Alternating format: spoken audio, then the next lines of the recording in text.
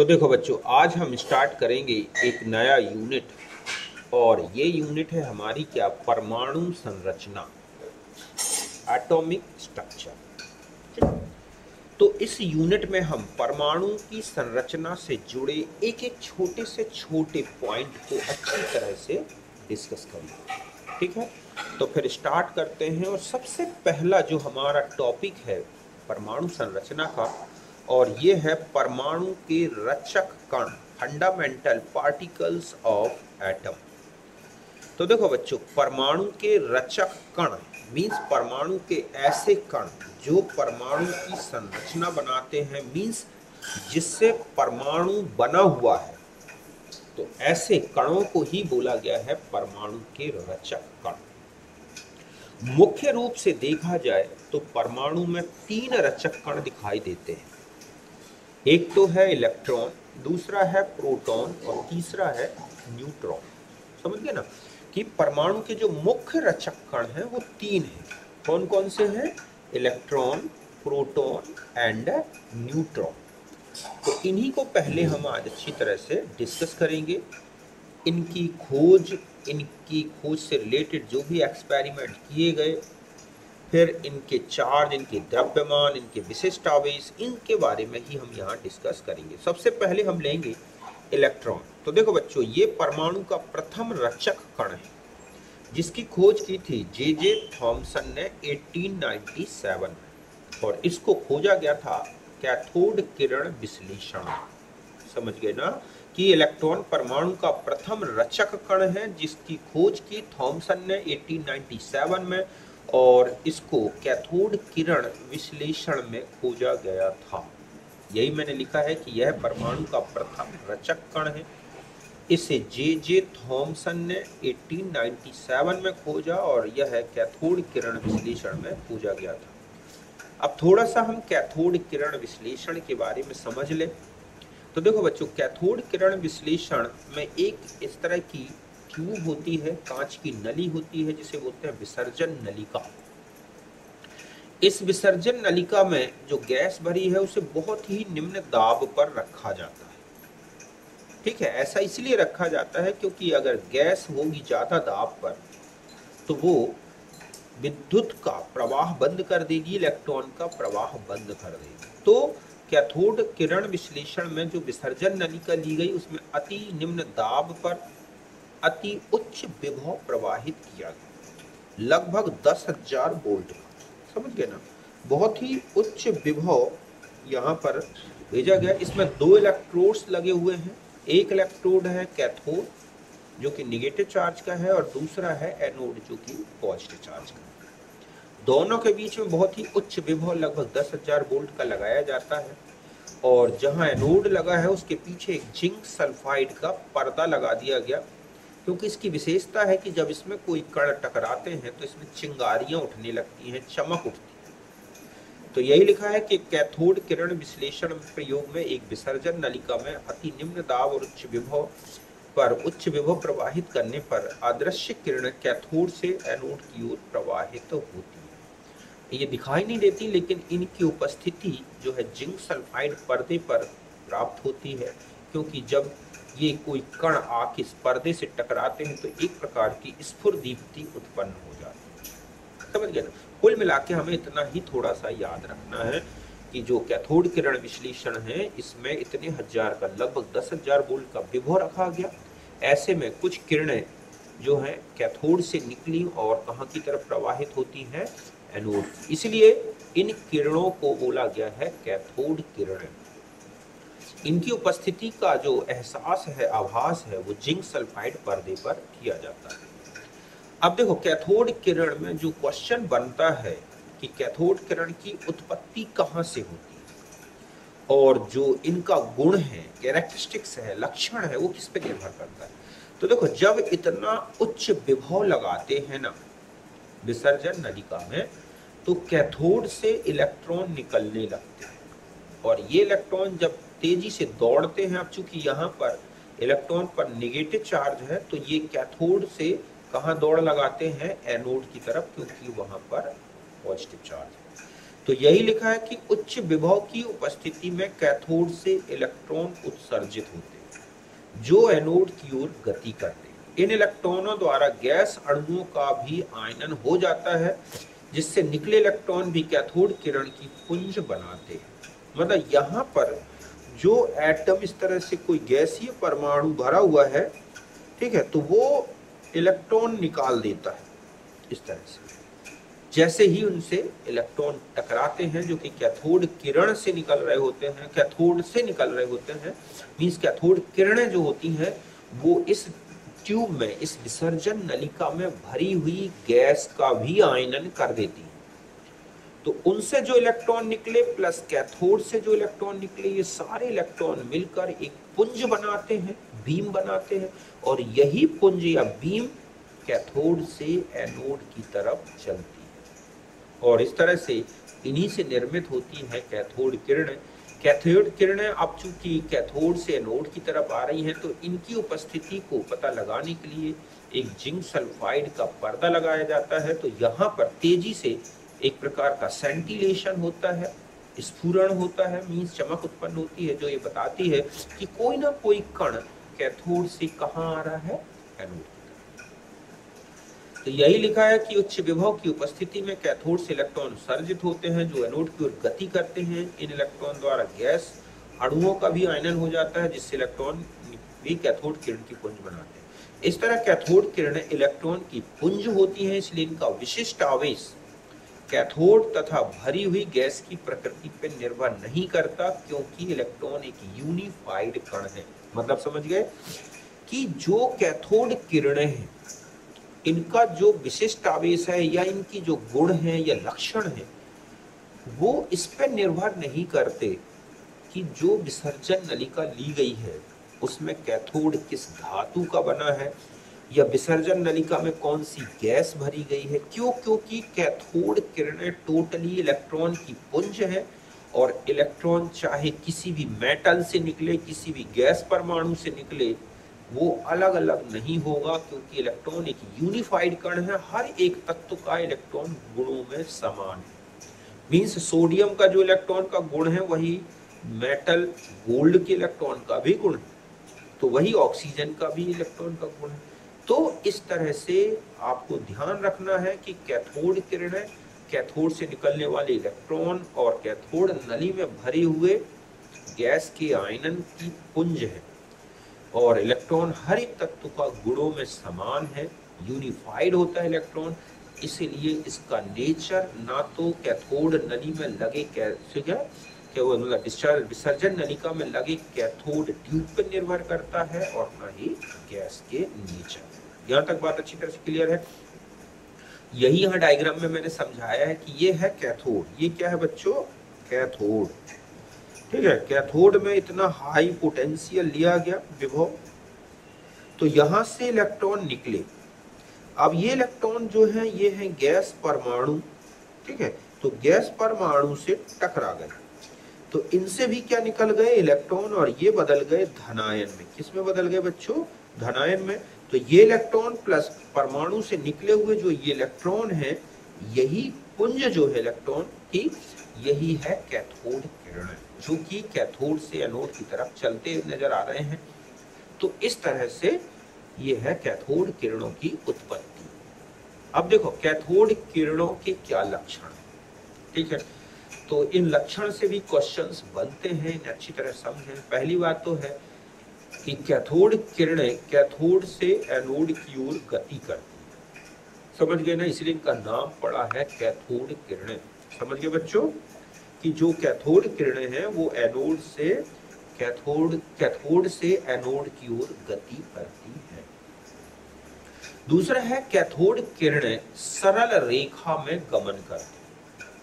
मतलब ये है कि जब इनके मार्ग में कोई ऑब्जेक्ट रख दिया जाए तो उसकी छाया बन जाती है, शैडो बन जाती है। इसका पता चलता है कि कैथोड किरणें एक सरल रेखा में गमन करती है। जैसे प्रकाश चलता है एक सरल रेखा में, कोई उसके मार्ग में आ जाए तो उसकी छाया बन जाती है। ठीक इसी तरह से कैथोड किरणों की मार्ग में अगर कोई ऑब्जेक्ट रख दिया जाए, कोई वस्तु रख दी जाए तो उसका क्या बन जाएगी? छाया। जो ये बताता है कि एक सरल रेखा में गमन करती है। तथा विद्युत या चुंबकीय क्षेत्र में धनावेशित प्लेट की ओर मुड़ जाती हैं, अर्थात कैथोड किरणें जो होती हैं ऋणावेशित होती हैं। बात समझ गए ना कि कैथोड किरणों में क्या है बच्चों, ऋणावेश। क्यों? क्योंकि जब इन्हें चुंबकीय क्षेत्र या विद्युत क्षेत्र से निकालते हैं ना, तो ये धनावेशित प्लेट की ओर मुड़ती है, जो ये बताती है कि इनमें ऋणावेश होता है। दूसरा है, ये अपने मार्ग में रखे छोटे पहिए को घुमा देती है, अर्थात यांत्रिक प्रभाव उत्पन्न करती है, क्योंकि ये कणों से बनी है। अब ध्यान रखें कि कैथोड किरणें विद्युत चुंबकीय विकिरण की तरह नहीं है, बल्कि ये छोटे छोटे पदार्थ के कणों मींस इलेक्ट्रॉनों से बनी है। इसलिए जब इनके मार्ग में कोई भी पहिया रख दिया जाए बहुत ही हल्का सा, तो ये उन्हें घुमा देती है। मींस ये एक प्रकार का यांत्रिक प्रभाव उत्पन्न करती है, और यांत्रिक प्रभाव केवल मैटर में उत्पन्न करने की क्षमता है, विद्युत चुंबकीय विकिरण में नहीं है। मींस कैथोड किरणें विद्युत चुंबकीय विकिरण नहीं है, बल्कि मैटर की किरण है। ठीक है, किसी कठोर धातु आदि से सतह से टकराकर एक्सरे उत्पन्न करती है। मतलब ये जो कैथोड किरणें हैं, जब मोलिब्डेनम है, टंगस्टन है, इस तरह से बहुत ही हार्ड मेटल से टकराती है ना, तो एक एक्सरे उत्पन्न करती है, क्योंकि बहुत ज्यादा एनर्जी वाली होती है कैथोड किरणें, और परमाणु के इलेक्ट्रॉन जो कक्षों में भरे होते हैं उनमें एनर्जी देते हैं और उत्तेजित हो जाते हैं वो इलेक्ट्रॉन, और जब ये इलेक्ट्रॉन फिर रिटर्न होते हैं, बहुत एनर्जी वाले होते हैं, तब ये उत्पन्न कर देते हैं एक्सरे। तो कैथोड किरणों के, ठीक है, मोलिब्डेनम, टंगस्टन आदि धातु से टकराकर एक्सरे उत्पन्न करते हैं। तो ये है कुछ कैथोड किरणों की विशेषताएं। अब इन्हीं गुणों के आधार पर जे थॉमसन ने कैथोड किरणों का अच्छी तरह अध्ययन किया, और कैथोड किरणों के घटक कणों को ही इलेक्ट्रॉन के रूप में परिभाषित किया था। मतलब जे थॉमसन ने जो कैथोड किरणें हैं इन्हीं का अध्ययन किया, और ये परिभाषित कर दिया कि कैथोड किरणें जो अति सूक्ष्म कणों से बनी है, वो कण ही क्या है, इलेक्ट्रॉन। और इस तरह से फिर इलेक्ट्रॉन के गुणों को प्रस्तावित किया। इन गुणों के बारे में हम देखते हैं। देखो, तो पहला इलेक्ट्रॉन के गुणों में पहला है कि परमाणु का ऋणावेशित कण होता है, जिसका जो आवेश है वो है -1.602 into 10⁻19 कूलॉम पर इलेक्ट्रॉन। मतलब एक इलेक्ट्रॉन का जो चार्ज है वो कितने कूलॉम है, और एक मोल जो इलेक्ट्रॉन्स होते हैं उनका चार्ज है 96500 कूलॉम, मींस 1 फैराडे। तो ये जो एक इलेक्ट्रॉन का चार्ज है ना, अगर हम इसमें आवोगाद्रो नंबर से मल्टीप्लाई कर दें तो कुल चार्ज आ जाएगा 96500 कूलॉम, 1 फैराडे, मींस एक मोल जो इलेक्ट्रॉन होंगे उनका चार्ज होगा 1 फैराडे। बात क्लियर है यहाँ तक? फिर आते हैं कि द्रव्यमान कितना है इलेक्ट्रॉन। तो परमाणु का सबसे हल्का कण देखा जाए रचक कणों में, इसका जो द्रव्यमान है वो है 9.1 into 10⁻⁻28 ग्राम, या हम किलोग्राम में लिखेंगे तो यही हो जाएगा 9.1 into 10⁻⁻31 किलोग्राम पर इलेक्ट्रॉन। एक इलेक्ट्रॉन का द्रव्यमान है इतना, ठीक है। और अगर हम एक मोल का देखें तो ये है 0.000549 ग्राम पर मोल, जो लगभग निग्लेजिबल मास है। इसलिए परमाणु में इलेक्ट्रॉन को जोड़ दें या निकाल दें, हम देखते हैं उसके द्रव्यमान में कोई मेजरेबल चेंज नहीं आता। तो इस तरह से परमाणु में जो इलेक्ट्रॉन है लगभग निग्लेजिबल मास वाला कण है। फिर आता है इलेक्ट्रॉन का स्पेसिफिक चार्ज। तो इलेक्ट्रॉन का स्पेसिफिक चार्ज मींस किसी भी आवेशित कण के प्रति ग्राम का जो आवेश होता है ना, हम उसे बोलते हैं बच्चों क्या, विशिष्ट आवेश। इसको क्या बोला जाता है, विशिष्ट आवेश। तो इलेक्ट्रॉन का जो विशिष्ट आवेश है निकालें अगर हम, तो इलेक्ट्रॉन का charge means 1.602 into 10⁻⁻19 Coulomb upon, मतलब एक इलेक्ट्रॉन का चार्ज अपॉन एक इलेक्ट्रॉन का मास कर दे ग्राम में, तो ये आता है 1.76 into 10⁻8 कूलॉम पर ग्राम, या 1.76 माइनस में into 10⁻11 कूलॉम पर किलोग्राम। तो ये है इलेक्ट्रॉन का विशिष्ट आवेश। और ये ध्यान रखें कि जितने भी आवेशित कण हैं उनमें सबसे ज्यादा अगर विशिष्ट आवेश की बात की जाए तो वो है इलेक्ट्रॉन का विशिष्ट आवेश, प्रति ग्राम इलेक्ट्रॉन का आवेश। अब एक चीज ध्यान रखें कि कैथोड किरणों का विशिष्ट आवेश या बीटा कणों का विशिष्ट आवेश या इलेक्ट्रॉन का विशिष्ट आवेश कुछ भी पूछ लिया जाए, ये तीनों विशिष्ट आवेश बराबर हैं और ये होंगे 1.76, ठीक है, ये है 1.76 इंटू 10⁸ कूलम पर ग्राम। बात समझ गए बच्चों कि ये है, क्योंकि चाहे कैथोड किरणें हो चाहे बीटा कण हो, ये सब इलेक्ट्रॉन ही है और जो विशिष्ट आवेश इलेक्ट्रॉन का है वो इन तीनों का भी होगा। बात समझ गए, क्लियर है? तो ये था हमारा एनोड कैथोड किरण विश्लेषण, उससे जुड़े हुए इलेक्ट्रॉन के गुण, इलेक्ट्रॉन का जो द्रव्यमान है बच्चों जे थॉमसन ने निर्धारित किया था, इलेक्ट्रॉन का जो चार्ज है वो मुलिकन ने निर्धारित किया था और इलेक्ट्रॉन का विशिष्ट आवेश भी जे थॉमसन ने निर्धारित किया था। मुलिकन के अनुसार एक चीज बता दूं मैं कि किसी कण का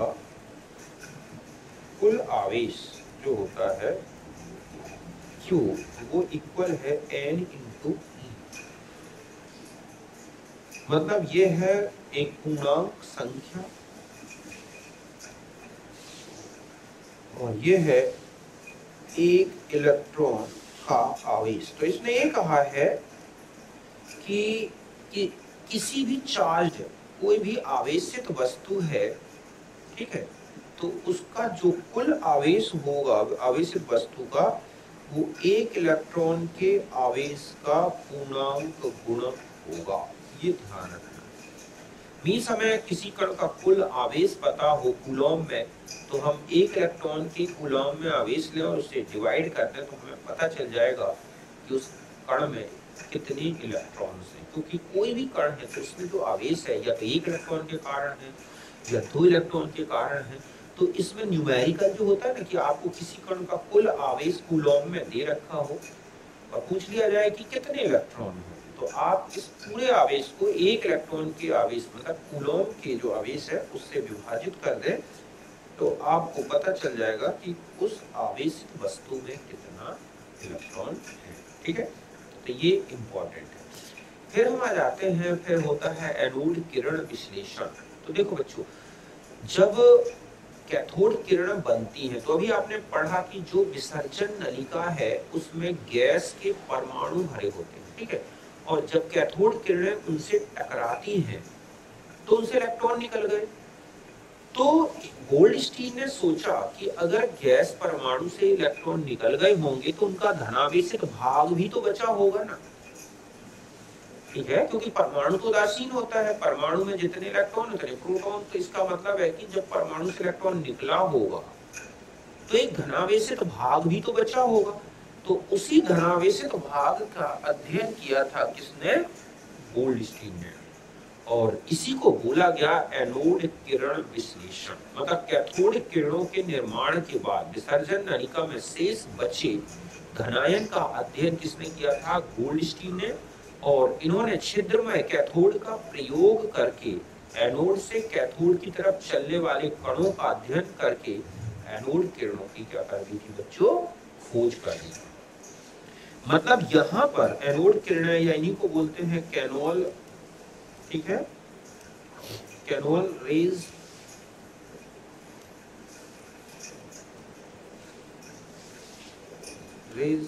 ऐसा इसलिए किया था क्योंकि गोल्डस्टीन ने कैथोड जो था उसमें एक परफोरेटेड कैथोड यूज किया और उसके पीछे वही जिंक सल्फाइड का स्क्रीन लगा दिया उसने। और उसने भी अध्ययन किया कि देखा कि कैथोड के पीछे भी कुछ एक प्रकार का सेंटिलेशन, चमक उत्पन्न हो। इसका मतलब है कि कोई ना कोई कण जो है वो एनोड से कैथोड की तरफ भी तो आ रहे हैं। और इन्हीं कणों का अध्ययन किया था किसने? गोल्डस्टीन। मतलब कैथोड किरणों के निर्माण के बाद जो विसर्जन नलिका में शेष बचे धनायन थे उनका गोल्डस्टीन ने अध्ययन किया। इन्होंने छिद्रमय कैथोड का प्रयोग करके एनोड से कैथोड की चलने वाले कणों का अध्ययन किया और यही से कर दी किसकी खोज बच्चों, एनोड किरणों। इस तरह से वही वोल्ट विभव था 10,000 वोल्ट का, तो इस तरह से इतना हाई पोटेंशियल लगा के और एनोड से कैथोड की तरफ चलने वाले कणों का अध्ययन करके ही एनोड किरणों की खोज। अब आता है कि एनोड किरणें बनती कैसे। तो देखो बच्चों, विसर्जन नलिका में जो गैस भरी है, जब उनसे कैथोड किरणें टकराती हैं तो उनका आयनन हो जाता है। आयनन मतलब होता है परमाणु से इलेक्ट्रॉन निकल जाता है, ठीक है। तो जब इलेक्ट्रॉन निकल जाता है ना, तो परमाणु का जो शेष भाग बचता है उसे हम बोलते हैं धनायन। और धनायन ही जो है एनोड से कैथोड की तरफ चलते हैं। क्यों? क्योंकि एनोड में धनावेश होता है तो वो रिपेल होंगे, और कैथोड में होता है ऋणावेश, इसकी तरफ आकर्षित होंगे। तो इस तरह से विसर्जन नलिका में भरी गैस के आयनन से बने धनायन से एनोड किरणें बनती हैं। इसलिए इनकी प्रकृति विसर्जन नलिका में भरी गैस की प्रकृति तथा उनके आयनन से निर्मित धनावेश की संख्या पर निर्भर करती है। बहुत अच्छी तरह से सुने, कैथोड किरणें केवल इलेक्ट्रॉन से बनी है। हर एक परमाणु का इलेक्ट्रॉन गुणों में समान था, इसलिए कैथोड किरणों की जो प्रकृति है वो किस पे निर्भर नहीं करती बच्चों, तत्व पर कि कैथोड किससे बना है, गैस किससे बनी। लेकिन जो एनोड किरणों की उत्पत्ति होती है वो विसर्जन नलिका में जो गैस भरी है उसके परमाणु से इलेक्ट्रॉन निकल जाने के बाद बने हुए धनावेशित आयन पर निर्भर करती है, उससे बनती है एनोड किरण। तो धनावेशित आयन अलग अलग गैसों के लिए अलग अलग होगा और उनका आवेश भी बदल सकता है। तो इस तरह से यही लिखा है कि विसर्जन नलिका में भरी गैस की प्रकृति तथा उसके आयनन से निर्मित धनावेश की संख्या पर क्या निर्भर करता है, कैथोड किरणों की प्रकृति या उनका नेचर। और इस तरह से अगर हम नलिका में H2 गैस भर दें तो एनोड किरणें प्रोटॉन से बनी होती, क्योंकि हाइड्रोजन गैस से H परमाणु बनेंगे, उनसे जब कैथोड किरणें टकराएंगी तो ये बन जाएंगे जो धनायन है, ये तो बना लेंगे एनोड किरणें और ये बना लेती है क्या बच्चों, कैथोड किरण। तो इस तरह से इन धनायनों का अध्ययन किया। आप देख रहे हैं कि अगर धनायन के लगातार इलेक्ट्रॉन निकलते जाएं तो आवेश भी बढ़ता जाएगा, तो विशिष्ट आवेश बढ़ सकता है। एनोड किरणों का इलेक्ट्रॉन निकलने के कारण आवेश बढ़ सकता है, इनका विशिष्ट आवेश कम भी हो सकता है जैसे जैसे गैस का परमाणु भार बढ़ेगा। तो इस तरह से जो भी एनोड किरणें हैं उनकी प्रकृति विसर्जन नलिका में भरी गैस की प्रकृति पर निर्भर करेगा, जबकि कैथोड किरणों पर निर्भर, कैथोड किरणों का जो गुण है वो इस तरह निर्भर नहीं करता। अब हम आते हैं एनोड किरणों की क्या विशेषताएं हैं। तो देखो बच्चों, एनोड किरणें सरल रेखा में अभिगमन करती हैं जैसे कि कैथोड किरणें अभिगमन करती हैं। विद्युत या चुंबकीय क्षेत्र में ये ऋणावेशित प्लेट की ओर मुड़ जाती हैं क्योंकि इनमें धनावेश होता है। बात समझ गए ना कि विद्युत क्षेत्र लगा दिया जाए और मान लो ये लगा है ऋणावेशित प्लेट और ये लगी है धनावेशित प्लेट और ये इस तरह से कण जा रहे हैं तो वो ऐसे मुड़ जाते हैं। तो इसका मतलब है कि इनमें क्या होता है बच्चों कि चुंबकीय ऋणावेशित प्लेट की ओर मुड़ रही है, तो इसका मतलब है इनमें धनावेश होता है। और ये भी आपने देखा भी कि जो गैस के आयनन से धनायन बने उनसे बनी है एनोड किरण। इनका द्रव्यमान नली में भरी गैस के परमाणु द्रव्यमान के बराबर होगा। एनोड किरणें चूंकि परमाणु के धनायन से बनी है, चाहे परमाणु हो या धनायन, परमाणु भार नहीं बदलता, तो एनोड किरणों में जो द्रव्यमान मिलेगा वो भरी हुई गैस के परमाणु के द्रव्यमान के बराबर होगा। तो इस तरह से इन उपरोक्त किरणों के, ठीक है, अध्ययन के आधार पर किरणों उपरोक्त जो किरणें हैं इनके अध्ययन के आधार पर गोल्डस्टीन ने प्रोटॉन की खोज की और प्रोटॉन से संबंधित हर एक पॉइंट को डिस्कस किया। जैसे प्रोटॉन का जो द्रव्यमान है वो है 1.673 × 10⁻⁻24 ग्राम या 1.007 ग्राम पर मोल। जो इलेक्ट्रॉन के द्रव्यमान का अगर हम यहाँ पर देखें कि प्रोटॉन का जो द्रव्यमान है, ठीक है, ये है, ये अगर रेशो निकाल के देखोगे तो ये आएगा 1837। बात क्लियर है कि प्रोटॉन और इलेक्ट्रॉन के द्रव्यमान का अनुपात है 1837। मींस एक प्रोटॉन इलेक्ट्रॉन कितने इलेक्ट्रॉन के बराबर है? 1837 इलेक्ट्रॉन के बराबर है। ये बात अच्छी तरह से ध्यान रखनी है। ठीक है, द्रव्यमान में, तो द्रव्यमान में है 1.673 इंटू 10⁻24 ग्राम पर प्रोटॉन या 1.007 ग्राम पर मोल। एक मोल इलेक्ट्रॉन का वजन लगभग 1 ग्राम माना गया है। अब आते हैं आवेश की बात। ठीक है, तो आवेश जो इलेक्ट्रॉन प्रोटॉन का है वो है plus 1.602 into 10⁻19 coulomb per proton या प्लस में 96500 कूलम पर मोल। मतलब जो इसका आवेश है वो बिल्कुल क्वांटिटी में इलेक्ट्रॉन के आवेश के बराबर है, केवल साइन का डिफरेंस। और यही रीजन है कि परमाणु में जितना धनावेश होता है उतना ऋणावेश, और एक परमाणु विद्युत रूप से उदासीन होता है। बात क्लियर है यहाँ तक? फिर हम आ जाते हैं विशिष्ट आवेश। तो अगर हम जो इसका विशिष्ट आवेश निकालें, इसका चार्ज और इसके मास का रेशियो, तो ये आता है 9.5 इंटू 10⁴ कूलम पर ग्राम, जो कि इलेक्ट्रॉन के जो विशिष्ट आवेश है उससे कम है। और अगर आप इनका विशिष्ट आवेश मतलब E/m इलेक्ट्रॉन और E/m प्रोटॉन का रेशियो निकालोगे ना, तो ये जो आता है ये है वही 1837। मतलब है कि विशिष्ट आवेश में इलेक्ट्रॉन का प्रोटॉन के विशिष्ट आवेश से इतना ज्यादा है। और द्रव्यमान की बात करें तो प्रोटॉन का द्रव्यमान इलेक्ट्रॉन के द्रव्यमान के 1837 टाइम्स के बराबर है। तो इस तरह से इलेक्ट्रॉन का विशिष्ट आवेश जो है वो प्रोटॉन के विशिष्ट आवेश से 1837 टाइम्स ज्यादा आएगा। आप इसका रेशियो निकाल के देख सकते हैं। ठीक है, यहाँ तक बात क्लियर है। फिर हम आ जाते हैं न्यूट्रॉन। तो न्यूट्रॉन की खोज की थी जेम्स चैडविक ने 1932 में कृत्रिम विघटन में।